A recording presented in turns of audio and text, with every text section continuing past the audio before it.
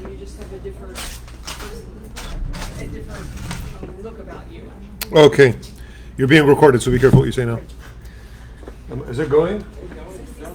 It's going. Facebook. Oh, gosh. Where's the thing?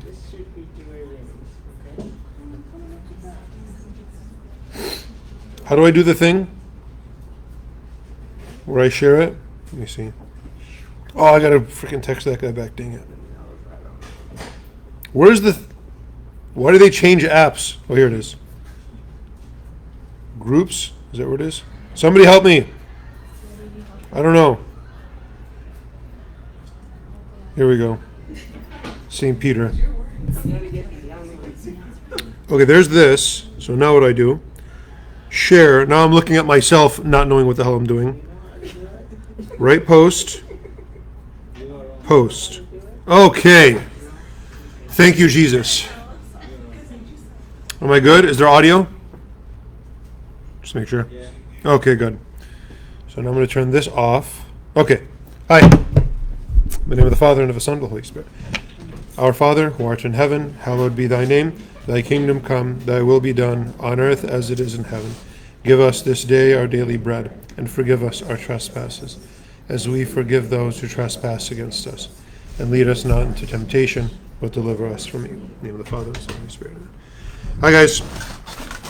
Today's topic is this blueberry bread that somebody brought. And it's good because you didn't put any sweetener at all. This is really good. The blueberry itself kind of sweetens it. You want to try it? I hate all of you. You're all like so pacha. Okay. I'll put it here. Make you feel better. Where's my paper towel though? Okay, so I'm going to do not quite 2 chapters today, maybe a chapter and a half, or a little more than that. And it's not because of timing, it's because I'm yet again finding a spot where it seems like the end of the second chapter we're going to go over today seems to belong with the following chapter. So I'm going to cut it off where I think is a natural kind of transition point. So let's just jump right into it. Chapter 8, verse 1. Find it? So who is like the wise man, and who knows a word's solution? A man's wisdom lights up his face, and the impudence of his face transforms it. All right. This is pretty kind of weird language, and I'll spend a minute kind of talking about this, but I really want to read the rest of the chapter because I think there's some stuff towards the end of chapter 8 that's going to make sense of this. This seems to be almost like a title of the chapter. All right. So who is like the wise man? So what is it to be a wise man? Who knows a word's solution? The word solution here could also mean meaning. So who knows the meaning of a word? However, this will show you sort of the delicacies of translation. The word for word can also mean thing. So a word's solution could also mean a thing's meaning. And I'm not sure why Robert Alter didn't just say that. Is there another translation that says something like that? What does yours say? It says thing. A thing's meaning? Interpretation. A thing's interpretation. Okay, that seems to work too. So what is it to be a wise man? A wise man is the one who can interpret or find the meaning of a thing or a word. I think both of them could sort of work there. All right, so we can kind of treat that as a title. And then there's this other really interesting sort of sentence that comes right after it. A man's wisdom lights up his face, and the impudence of his face transforms it. So the face thing is also a kind of weird idiom. It doesn't just mean sort of the way he looks. So if you're wise, what does it mean that it lights up your face? It doesn't mean that like you didn't go tanning for a long time. What does it mean to have a bright face? maybe we kind of approach it. Have you heard the phrase bright eyes? Like if you say like, oh, you're bright eyed this morning, like you walk into work and your boss wants to annoy you, and you're like groggy and like you haven't had your coffee, and they sarcastically will say, oh, you're bright eyed this morning. I think it might be something like that, although it's sort of a guess because we're so many hundreds of years removed from this book. But let's kind of just go with it and see what we can come up with. Wisdom brightens your eyes, lights up your face, and impudence transforms your face. Okay. I kind of want to just take this literally. Do you look different when you're being wise? Does your face look different? You know why I'm asking? I want to kind of really be literal on this. I think with little kids, you can kind of see it in their face when they want to do something bad. You know what I'm talking about? You ever see with little kids, they kind of like have this little sneer and they're going to do something and you're like, oh, you're up to no good, right? So maybe even with adults, you can kind of see it, kind of twinkle in their eyes when there's something, they're going to do some dumb thing, and when they're wise, you can sort of see it in them. There's a sort of nobility, just sort of the way they bear themselves. Maybe that's kind of what's going on here. Now, what does that have to do with the previous sentence? I have no idea. What does it have to do with the following sentence? I have no idea. It just seems to be thrown in there. Okay. But that's kind of my best guess of what might that mean. Now, the first actual theme of the chapter starts here on verse 2. Keep a king's utterance as though it concerned a vow to God.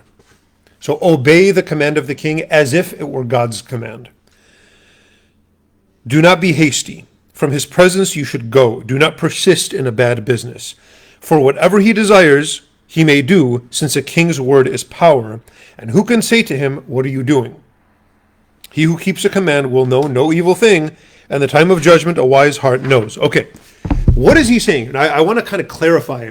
Remember who we're talking about. We're not talking about a sort of philosopher who's speaking in absolutes. Remember the type of book that we're reading here. He is very down to earth.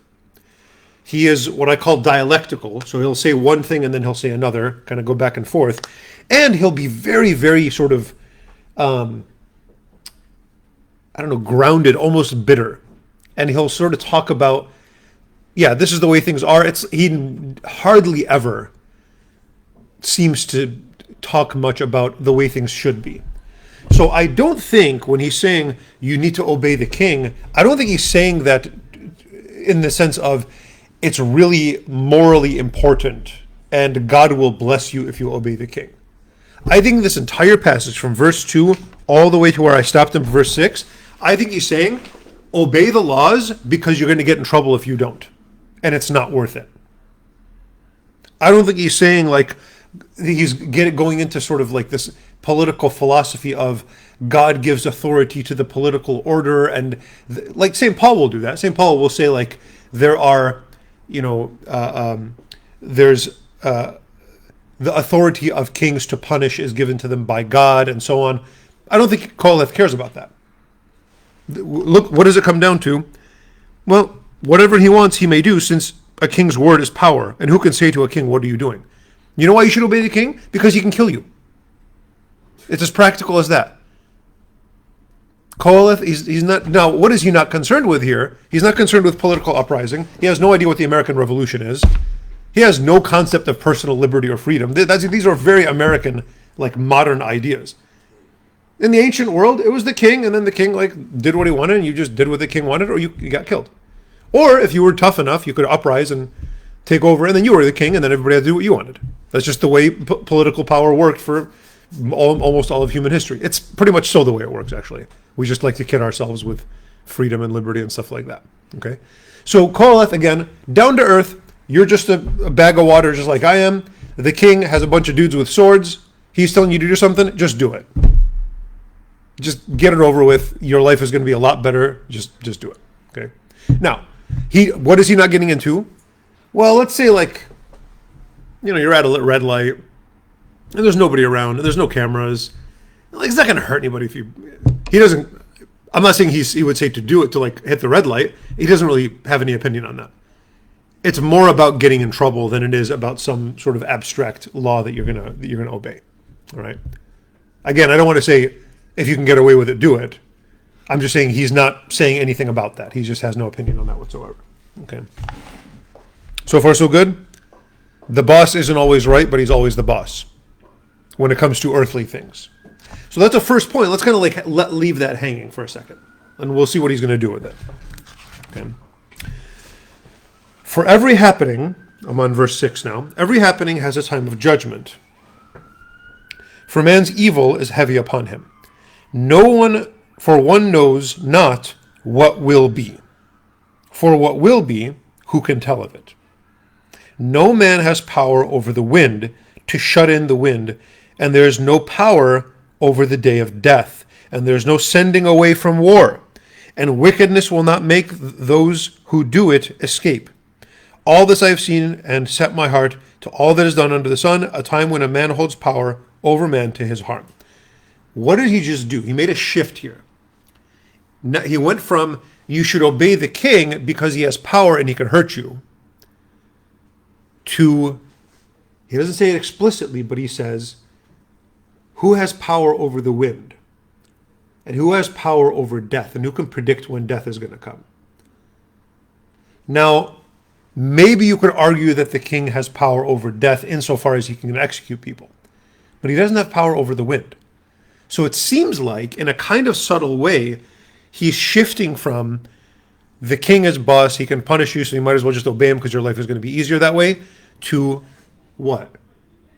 You should also obey God. Okay. Why? Remember, this is not like the most sentimental, like lovey-dovey book. Why should you obey God? Well, if the king can hurt you, what's the perspective that he's speaking from? He's not speaking from the perspective of somebody, I would never want to hurt God because I love him so much. Where does Koheleth usually speak from this perspective of? He speaks from the perspective of a sort of regular guy living on this earth, dealing with all of the difficulties and evils and just junk that we have to deal with. The sort of basic level that everybody, when they let themselves pay attention to life, everybody could sort of feel. And so maybe once in a while you'll meet somebody who doesn't want to commit a sin just because they love God and they don't want to offend him. But there's not that many people around. A lot of people, maybe the majority of people, well, I don't want to sin because, same reason I don't want to hit a red light, because maybe there is a cop around somewhere. And God has a lot of cops.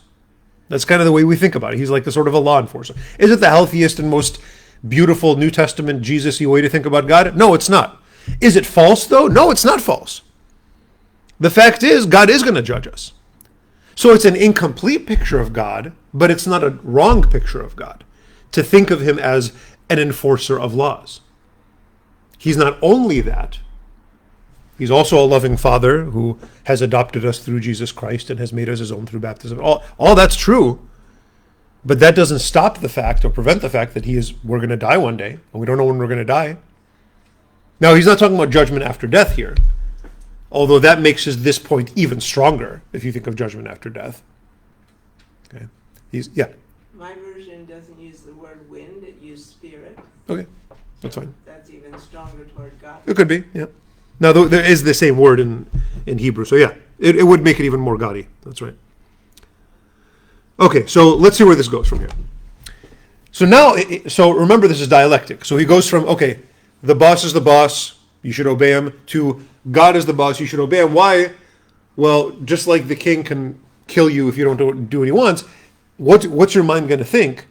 Well, God can kill you too. And he's anticipating you, the reader, thinking, oh, so I should obey God because he's going to kill me if I disobey him. And therefore, death is a punishment for wrongdoing. Can you see somebody thinking that? You see where his logic is going, and so that means death is a punishment. And immediately he's anticipating that, and look where he goes. He wants to stop us from thinking that. And so I have seen the wicked brought to the grave. And from a holy place they went forth, while those who did right were forgotten in the town.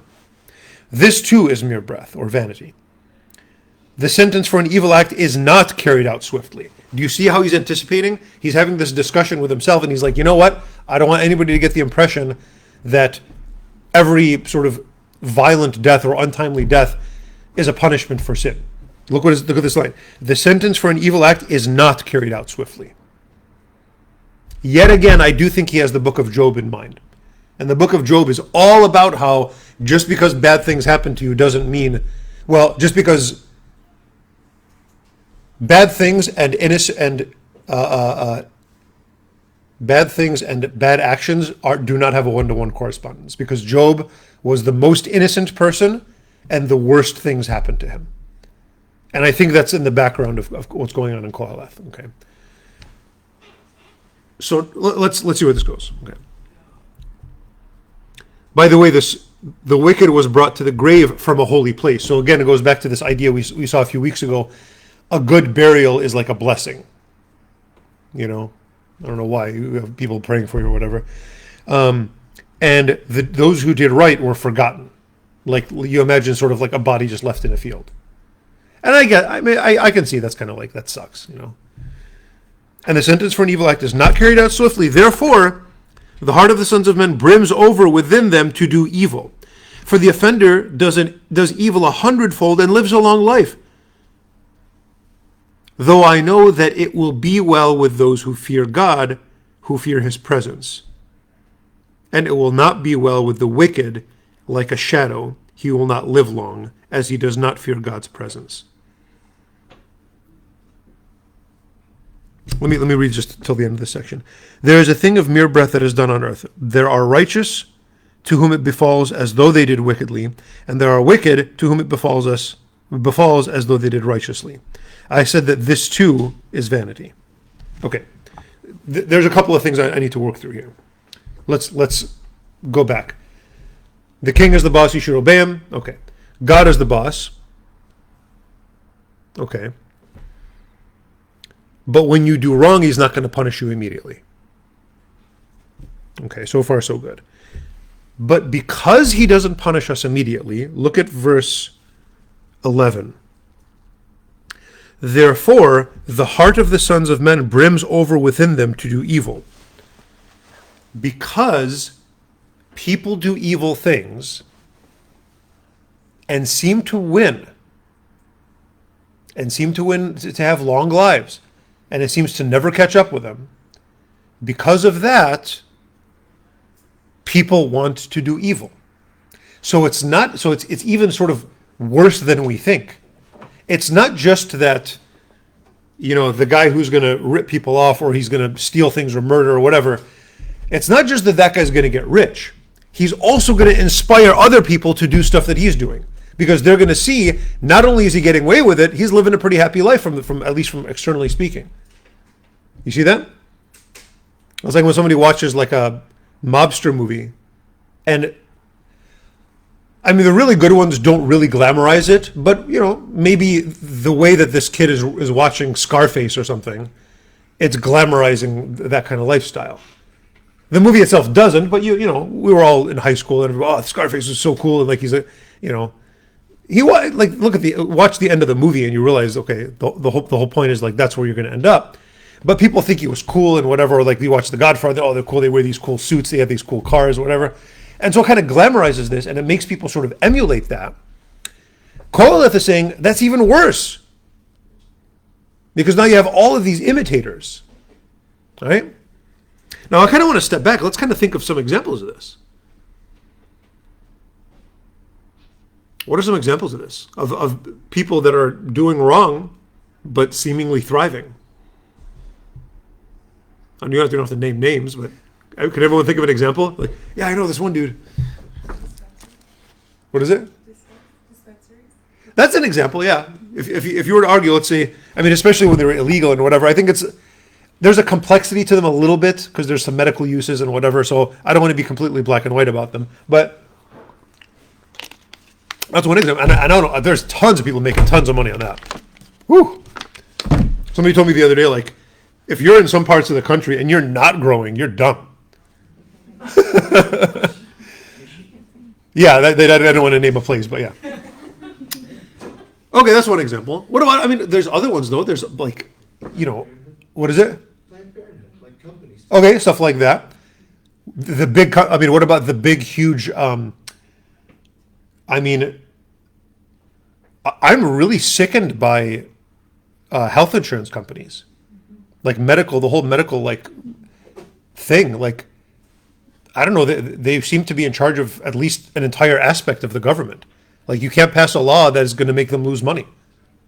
Right? And what are it's all about them making money. It's not about people living or dying, or they don't care. You're right.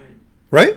Yes. Anybody who's been to the doctor, insurance companies in general, you pay insurance companies every month way more than you think you do. Okay? So that when something bad happens, you can call them and they can tell you no. Okay, that's unjust and everybody hates it, and yet they're more and more powerful every year. And they're more and more rich every year. That's an evil. And then what happens, what's Koheleth pointing out, then the CEOs that are making those decisions, a guy writes a book about those CEOs and how smart they are, and other businessmen read those books and imitate what they're doing. And here we are. See what I mean? So yeah, that's a very terrible evil that I have seen among the sons of men. That's another example. So on. I mean, there's all kinds of stuff all around us that it's not just a bad thing. It's a bad thing that gets a positive result and that people imitate because of that. Okay? So here we are. So now what we're left with is a kind of incomplete argument, because the beginning of the book was you should obey the law because the king can hurt you, but then you should also obey because you might die, but then death doesn't come to you because you do something wrong. You see how the dialectic is kind of starting to fall apart. His argument isn't going where you thought it was going.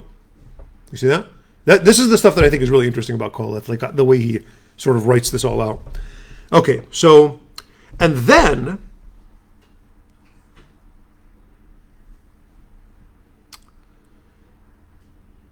he completely shifts. Look at verse like 12, between 12 and 13. It will be well with those, though I know too. So on the one hand, the bad guy is going to live a long life, though I know too, on the other hand, it will be well for those who fear God and who fear his presence, and it will not be well with the wicked. And like a shadow, he will not live long, as he does not fear God's presence. So now Robert Alter, in his note, he says, this is sort of maybe a kind of desperate wish on the part of the author. We see the bad guys thriving, but no, something's going to happen to him at some point. It just has to. That's kind of what this translator that I'm using, that's what he thinks might be going on here. Maybe that's right. I don't know. Maybe there's something wrong. Now, I want to give an alternate possibility here. I think there might be even a consistency between what we just talked about and this point that I'm making right now. The consistency might be this. Because the judgment, whether it's death or some other punishment, because it doesn't come out swiftly, because it doesn't come immediately, you actually have to be even more careful. This is why.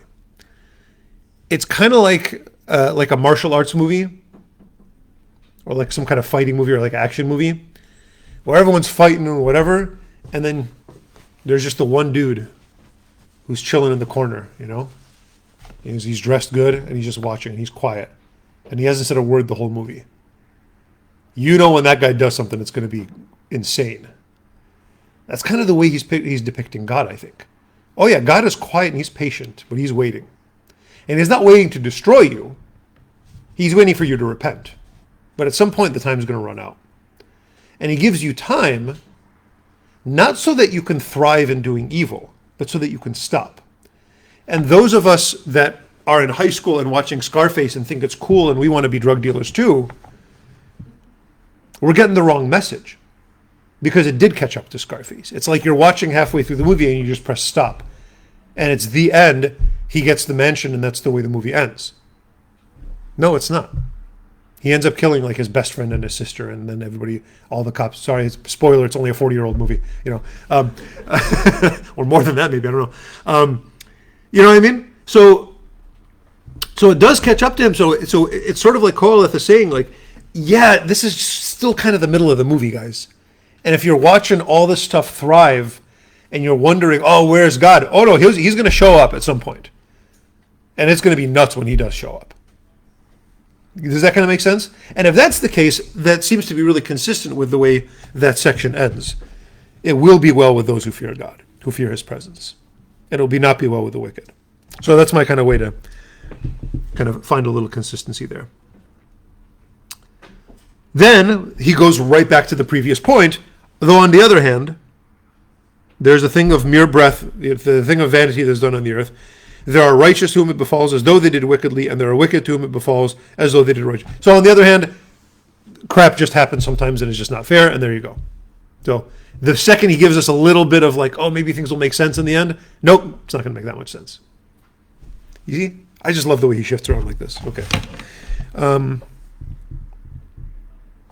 he repeats this sort of theme that comes up every couple chapters. We keep running into it. Verse 15. And I praised merriment, for there's nothing better for man under the sun than to eat and drink and to make merry, and that will attend him in all his toil all the days of his life, that God gives him under the sun. Where do you think this came from? Why is he saying this here?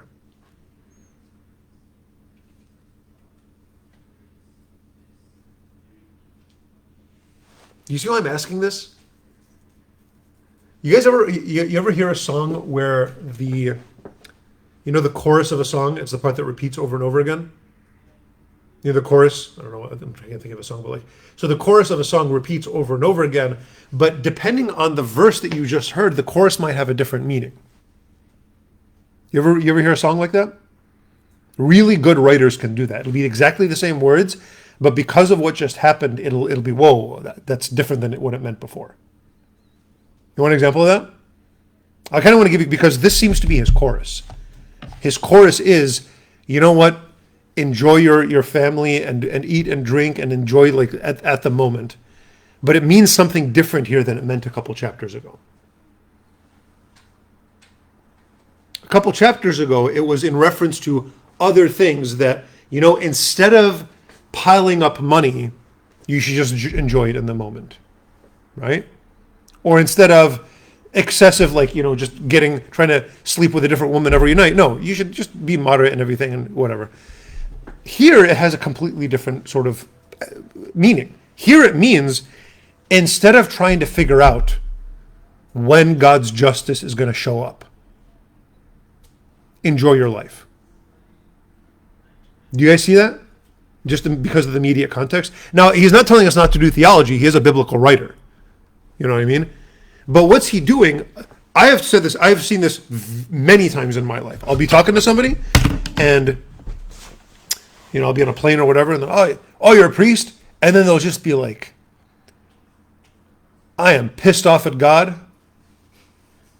If they're really honest, they'll say that, and I really appreciate when somebody's honest enough to say that. More often than that, they'll say, oh, I left religion a long time ago. I don't believe in God anymore. And then you talk to them a little bit more, and it's not that they don't believe in God. They're just mad at him. And they're mad at him, and they think they're going to punish him by not believing in him or pretending to not believe in him or something like that. And I'm just like, in my old age, I realize they're not trying to do theology. They're not trying to start a debate or I want to know these proofs of why I should believe God exists, or I want to, and I don't even think they want to know why God does things the way he does them. What I do now is I just kind of ask them, how's that going for you? And I really sincerely wait for an answer. Okay, you've been mad at God for 20 years. You've been happy these 20 years? I've never gotten a yes. Well, and it's like, okay, listen, then I do a little, you're not hurting God, I'm telling you that right now. All your little anger is like a toddler screaming at his mom. We know it's a toddler. You're not going to hurt his feelings. And you not believing him is not going to make him not exist. So you're accomplishing nothing as far as God is concerned, what are you doing in your own life? You've neglected yourself of God for 20 years. So whatever happened, whatever you think you lost, however you think you got hurt, you've been hurting yourself more for 20 years. You know? So here, I think Koheleth is kind of saying the same thing. Like, all of this injustice, and why is there injustice, and he's all frustrated and whatever. And then he goes like, yeah, just enjoy your life. And enjoying your life includes including God in it. You know? And excluding God, it's not a neutral thing. To not believe in God is not a neutral thing. Just like to believe, you have to make a decision there. It's one or the other. And both of them are sort of important, momentous choices for you. You know? And so to sort of actively exclude God is to leave out one of the most sort of beautiful thing in life. I'm going to exclude God's presence, and to use the language of this chapter from my life. You guys kind of follow that? Look at how the chapter ends. It kind of completely flows with this. Could I have a comment? Let me finish the chapter and then I'll get to you. I just want to use the one word. Go ahead. Worry. Worry? Okay. You know, That works. Why worry? Okay. Verse 16. When I set my heart to know wisdom and to see the business that is done on earth, day and night my eyes saw no sleep. When I tried to figure out what is going on in the world, your word, worry, or just anxiety or whatever, anger, whatever you call it. But you didn't sleep. Well, if you're not sleeping, that's a pretty crappy life. Sleep is like one of the best things ever. Right? Does everybody else appreciate sleep as much as I do? Yeah. And I have seen every deed of God, that man cannot grasp the deed which is done under the sun, inasmuch as man toils to seek and cannot grasp it. And even if the wise means to know, he will not be able to grasp it. Now go back to the beginning of the chapter. Who is like the wise man who knows a word's solution or the meaning of a thing? Who is like a wise man? Nobody. He kind of answers the question at the end of the chapter. Who knows the meaning of what's going on around here? The end of the chapter says nobody knows it. And anybody who tries is just going to lose a bunch of sleep. So that's one of these sort of deep sort of lessons of Koheleth. All right, we're pretty smart. We can make these like fluorescent lights, and we can make these cool cell phones. And we can I don't know what else. We can do stuff like that. But like the meaning of what's out there. There's a kind of like humility that's at the root of everything that's going on in this book. That's like, no, that's not for us. That's not for us. And Koheleth, it really kind of hits that wall all the time to kind of illustrate to us how it's not for us. How am I doing on time, speaking of which?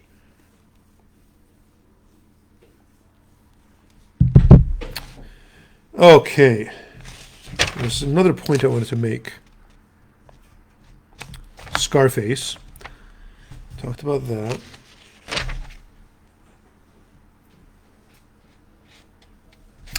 Let's go to that first verse again.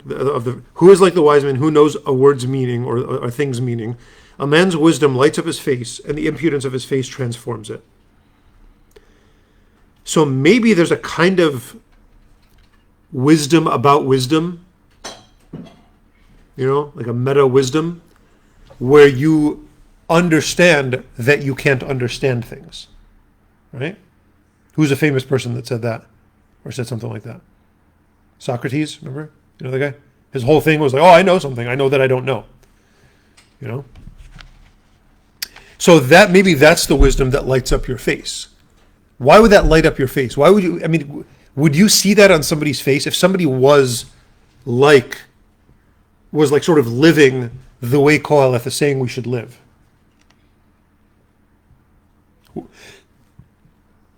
What kind of personality would that be? Somebody kind of just going through life, enjoying the things that he enjoys, not trying to figure everything out. What would that? It would kind of make you at peace with the world, wouldn't it? Humble. There's humility. Maybe some monks. I think you could live in the world and live this way. You don't have these ambitions that I have to understand every single thing that happens in the world, and everything has to have meaning to me, and I have to that's this frustration and this worry. That's kind of impudence, and it kind of transforms your face. And sometimes I mean, you can sort of see it, maybe not in their face, you know. You can kind of hear it in their voice sometimes. You can see it in the way that they feel and they talk. You know, like that the people that I'm talking about, like, yeah, I'm done with God after. You can kind of see it in their eyes and hear it in their voice, and it's not always impudence, but it's always something like jarring, you know. Whereas the person that's like, you know, that's life. What are you going to do? You know, and I'm going to enjoy the time that I have. And I remember, you know, I worked in the store. I worked in my mom's side of the family had a hardware store deep in the city in Detroit. Like, I would tell people that lived in Detroit where the store was, and they'd be like, "Oh, I never go to that neighborhood," you know.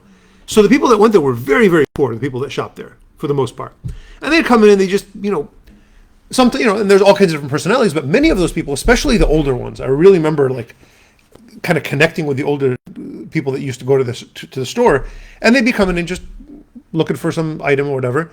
And how you doing? And they're just, you know what? Grateful for another day above the ground, you know. And that's it.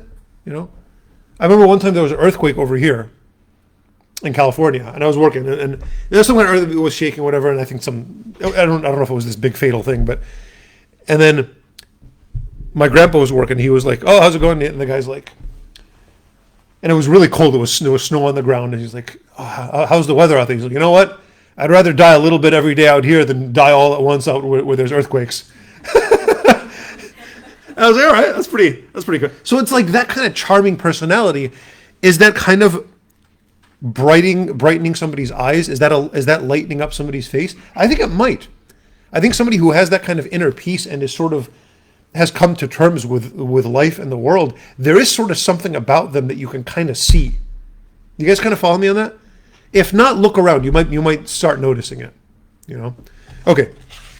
Good. That's chapter 8. Let's go into chapter 9. And I'm going to go about 2/3 of the way through. Okay, for on all this I set my heart to sort out all this, that the righteous and the wise and their acts are in God's hands. The righteous and the wise and their acts are in God's hand. And I think by this point we're supposed to understand in God's hand means we're not supposed to understand it. Well, like, what's going on with all this stuff? Neither hatred nor love does man know. So we don't understand what hatred is, and we don't understand what love is. We do those things. These are our acts, but we don't understand them. I think that's probably right. And we have these little grasping definitions at love, you know.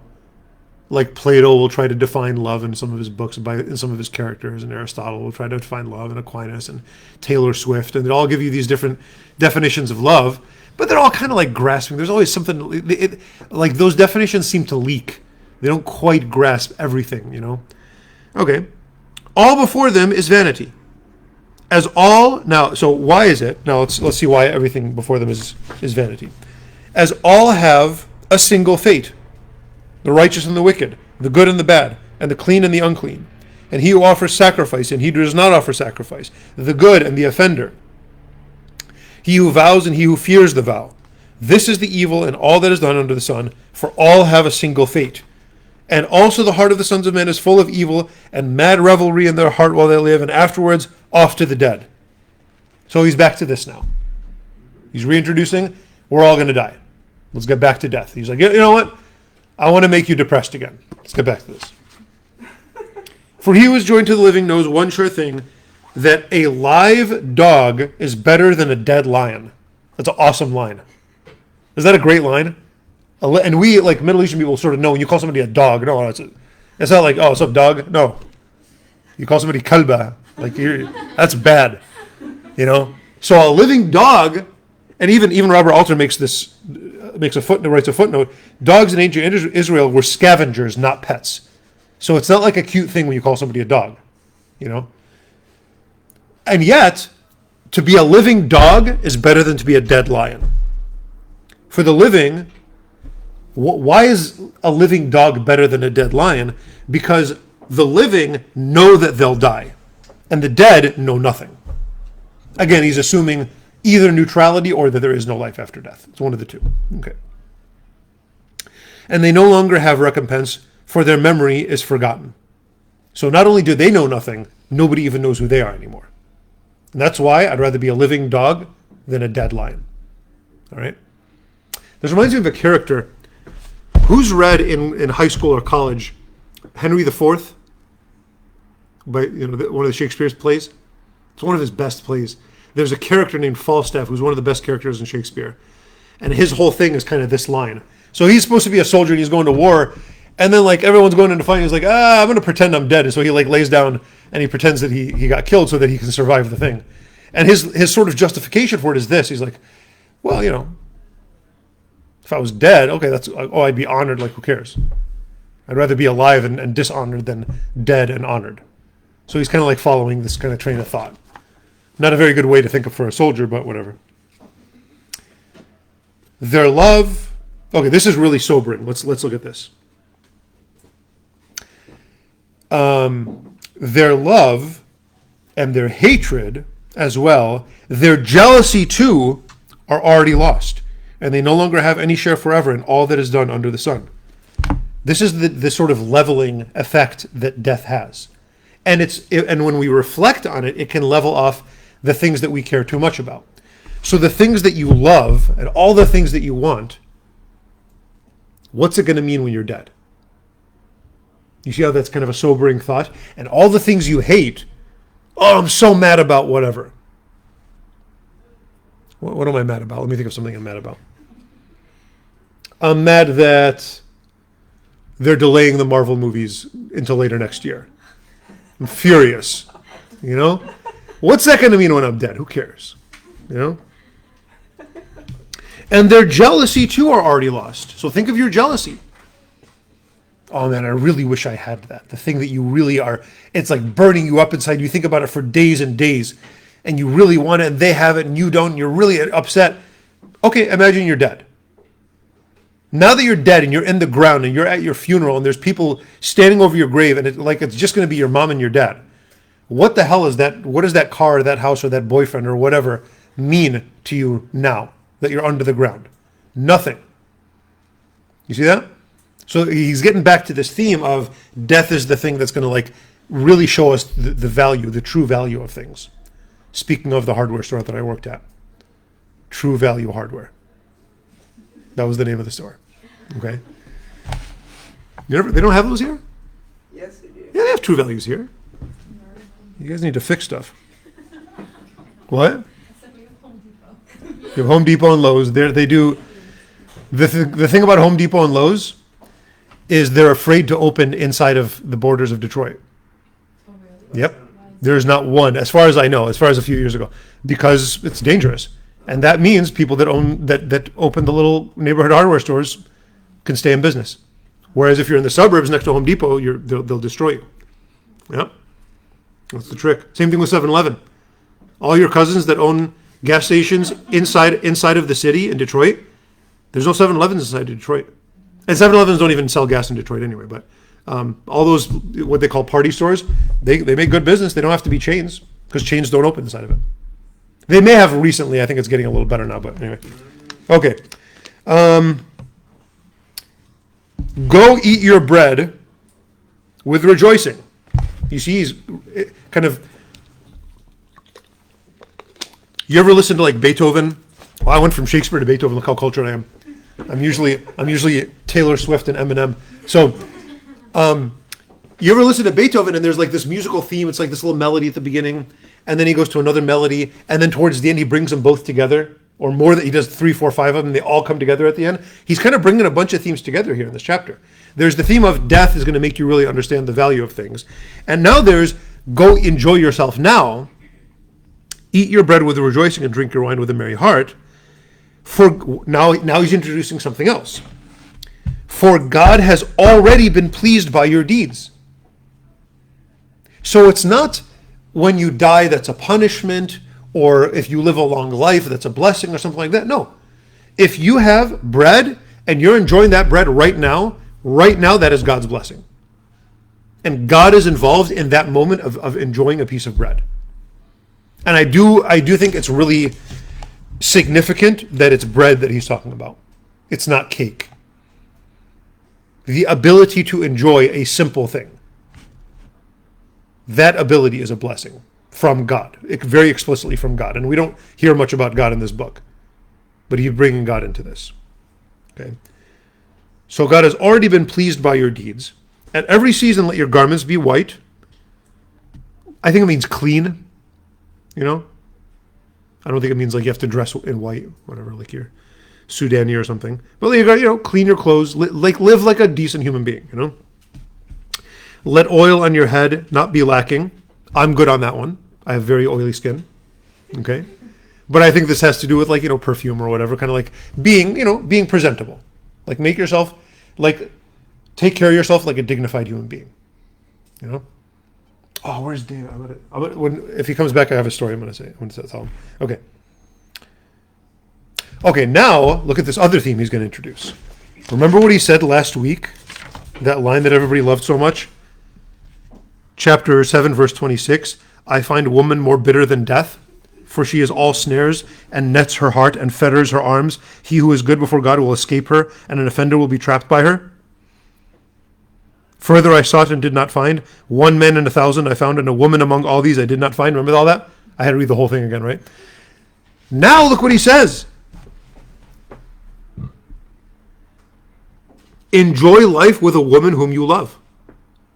You see how he works? He says one extreme and then he kind of balances it out later. Enjoy life with a woman whom you love all your days of vanity that have been given you under the sun. All your days of vanity, for that is your share in life, and in your toil that you toil under the sun. All that your hand manages to do with your strength, do. For there is no doing, nor reckoning, nor knowledge, nor wisdom in Sheol, where you are going. So because life is temporary, you should enjoy it more. This is a really hard lesson for me. My personality, and I think I've been like this since I was a little kid. It's just kind of the way my brain is wired, and I need to sort of actively resist it. My brain is wired in such a way that if this thing's going to end, I need to not get attached to it, so that when it goes away, I won't be disappointed and I won't feel pain. Anybody else like that? Like if you know something's going to stop, you sort of protect yourself from the pain of losing it by kind of not enjoying it. He's saying the exact opposite. He's saying that's the wrong thing to do. He's saying because it's temporary, you should enjoy it as much as you can while you have it. It's the complete opposite of the way I'm wired. And people have given me advice you need to stop thinking like that. It's the wrong way to think about life. I think it's right that I'm wrong in the way that I'm thinking about things. And I think Koheleth he's making a really good, powerful point. Okay. So I have this story. So I used to fly back and forth to Oakland Airport every week. I'd fly up on Monday, Tuesday, Wednesday, Thursday. I would take classes at Berkeley, and then fly back on Thursday night, right? So Thursday night, and in Berkeley, it's just cold, and I would have a backpack, and I would wear a flannel, and I wear jeans, like I'm wearing jeans right now, and I have sneakers, and I'm just kind of walking through and just so I'm at the Oakland Airport, and waiting for the flight to come down here, and David's brother and one of his friends. So his brother Joe was with one of his friends. His friend looks over and he's like, Joe, look, that homeless guy looks just like Father Andy. And then Joe's like, oh, that is Father Andy. And they came and talked to me, and it was this. Father Ankito remembered that story a couple of days ago, and he told it, because then Joe told Father Ankito, and then So this is the exact opposite of what he's saying, take care of yourself and make sure your garments are clean and whatever. I literally, the flannel that I was wearing, I did get from a thrift, Salvation Army in Berkeley. Yeah. That's the way I roll.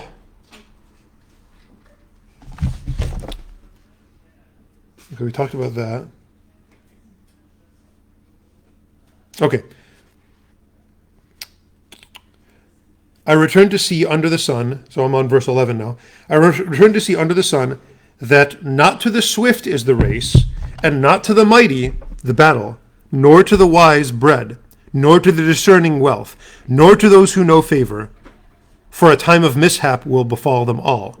Nor does man know his time, like fish caught in an evil net, and like birds held in a trap. Like the sons of man are ensnared by an evil time when it suddenly falls upon them. Okay, this theme, and it is connected to what comes afterwards, but it is sort of an independent point. This theme is actually very common among many different philosophers. Among them, I think Lucretius talks about this, Machiavelli talks about this, Boethius talks about this.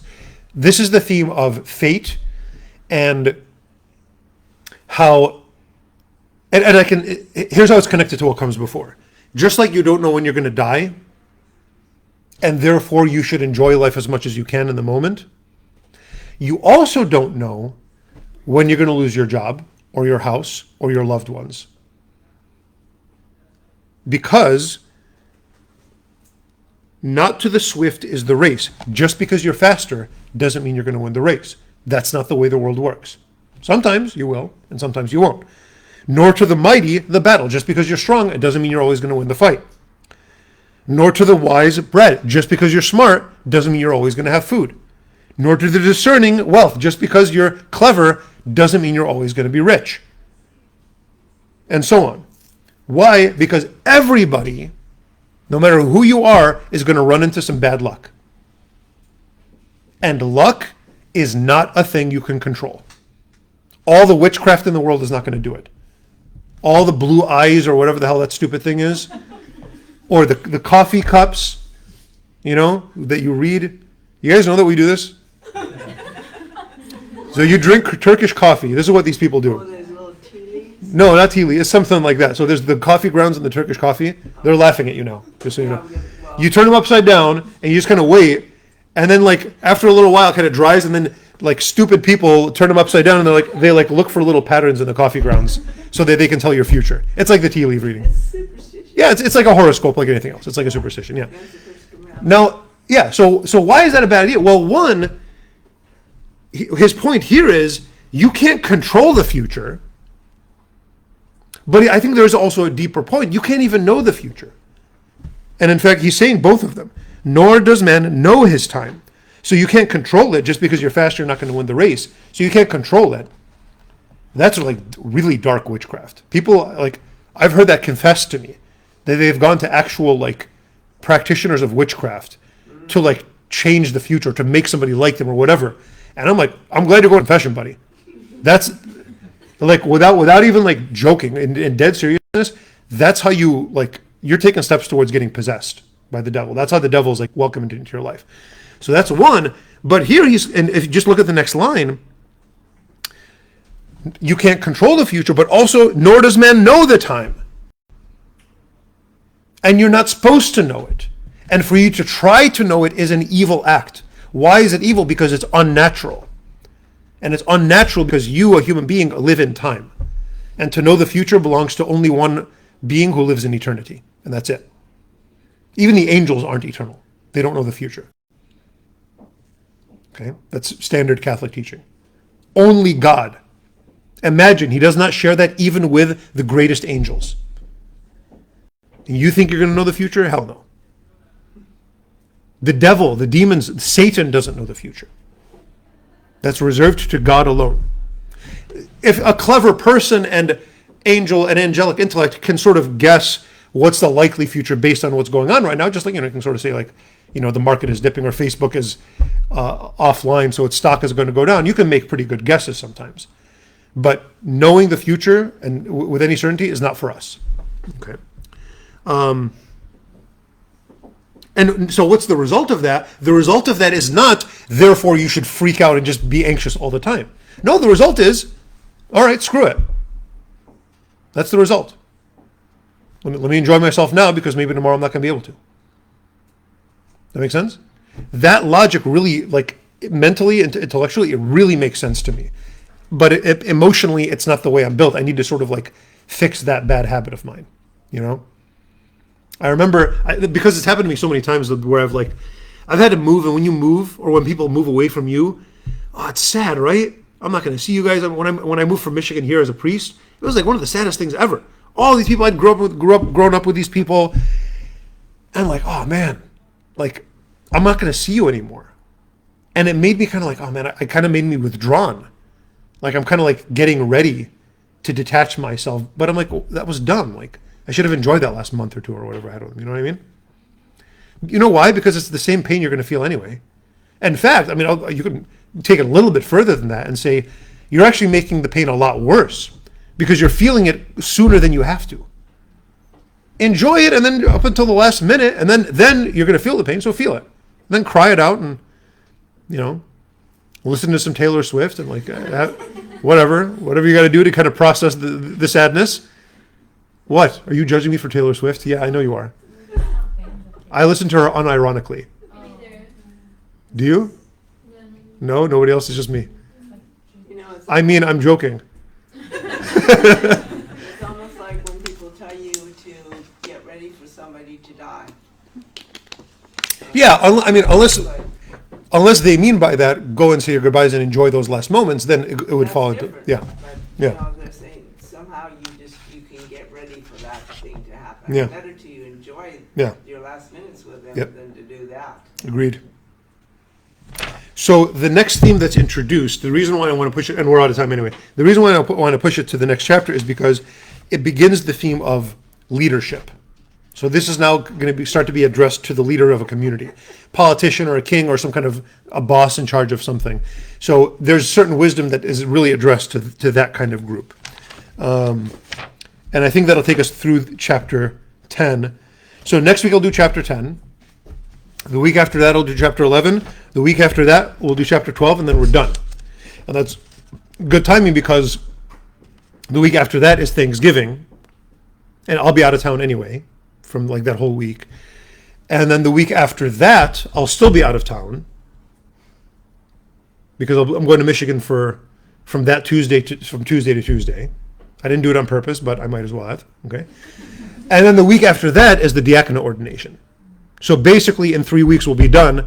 Then next, whatever you want to call it, semester, like in January, I'm going to let Deacon Tristan take this Bible study for a while. It'll be really good for him, and I think it'll be good for you guys to hear a fresh voice. And then I'll pick up whenever he's done. Good? That's just kind of over the next 3 weeks. 10, 11, 12, we'll do those. Okay? Any other questions you want to talk about or topics or whatever? Yeah. I have a question. Yeah. So when you look into not necessarily the horoscope, but you start to notice things and you think that sign, what draws the line between thinking that's a sign from God or just a sign that's false? So I'm going to give you the sort of clean answer, and then I'll kind of nuance it a little bit. The clean answer is, and this is Jesus' own words, seeking signs at all is not something you should do. And I'm even cleaning it up a little bit because he says an evil and adulterous generation seeks a sign. Now, let me sort of clarify it a little bit. If by sign you mean some sort of supernatural thing that you're waiting for in order to sort of do something or not do something, you don't need that. Why don't you need it? Here I think is the sort of depth of the answer. We go back to nature. Because God gave us reason for us to use it. So figuring stuff out is part of our job. And to sort of wait for a sign or look for a sign, it's sort of like we're asking God to do our job. But God he already gave us the minds that we have. And figure things, now that includes asking smart people for advice and to say, okay, should I buy this house or this house? Like, let's say there's two houses you want to buy. Let's say you're super loaded and you can actually buy a house in California, right? So there's two houses and you're not sure which one it is. And like, there's two ways. You could pray a novena to St. Teresa of Lisieux and then visit each house and see which one has a rose, right? Don't do that. I'm not saying it's bad. Pray novenas, they're great. I love my pray novenas all the time. But talk to a real estate agent. You know what I mean? So does that kind of answer it? Yeah. A real estate agent, not a priest. People come to me like, oh, Father, I'm not sure which job I should take. I don't care. What the hell do I know? You know? Figure it out. Yeah. I like that question. That's a good question. What else you want to talk about?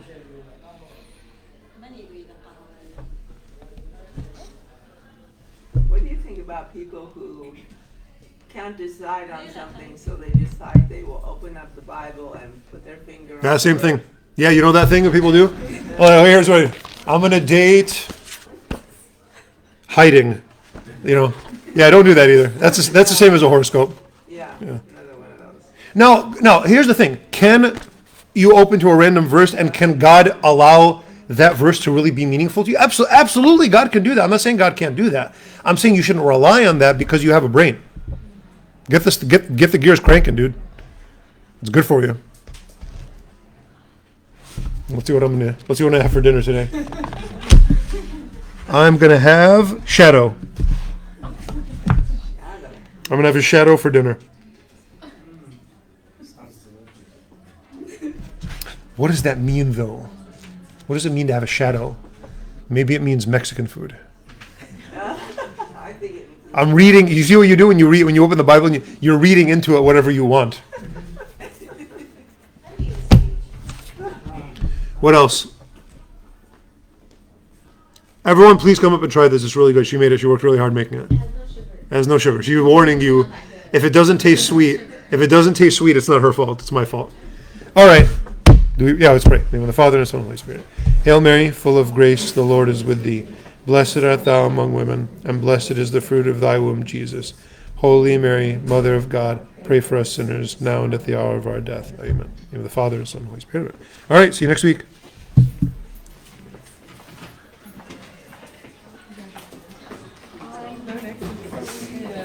Bye, Father Andy. All right, It before you doesn't go. have sugar, so don't expect it. So self-conscious. Father, Amy has a knife.